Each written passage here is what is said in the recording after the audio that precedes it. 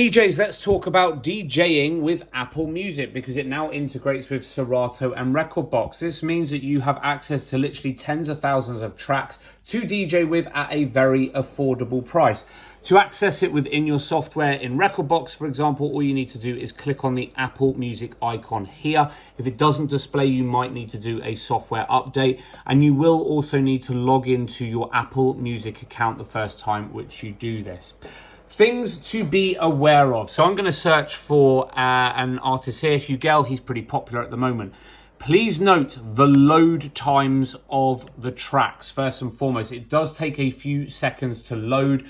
What I would recommend doing is planning your set in advance, especially if you want to do quick mixes and quick transitions. The other thing to note is when you first load up a track from Apple Music into your virtual deck, it will take time to do some track analysis. Notice here we have no BPM information and no waveform at the top.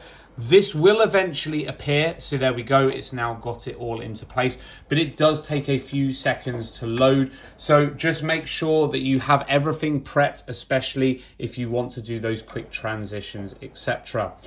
Couple of other things to be aware of. There is no offline playback mode as of the time of filming this video with Apple Music. That means you do need solid access to an internet connection, so it's probably not going to be the most stable if your nightclub or venue that you're working in doesn't have solid Wi-Fi or you can't hotspot off your phone. You need to be connected at all times, so that is something to be aware of. And of course, you do not own any of the music in Apple Music. Yes, you can DJ off of Apple Music. See, look at that load time there as I go down the library. It just takes time. And this is a very, very quick internet connection that I've got here. Yes, you do not own any of the music on Apple Music. So the moment you cancel your subscription, that means all of the music within your music library from Apple Music will disappear. You will no longer be able to use it. So just bear that in mind, especially if you're spending time making hot cues and cue points, all of that kind of stuff. And the other thing to note, you cannot record using Apple Music or any streaming software for that matter. So if you want to do a record in the software, this is not possible with Apple Music because it is a streaming track.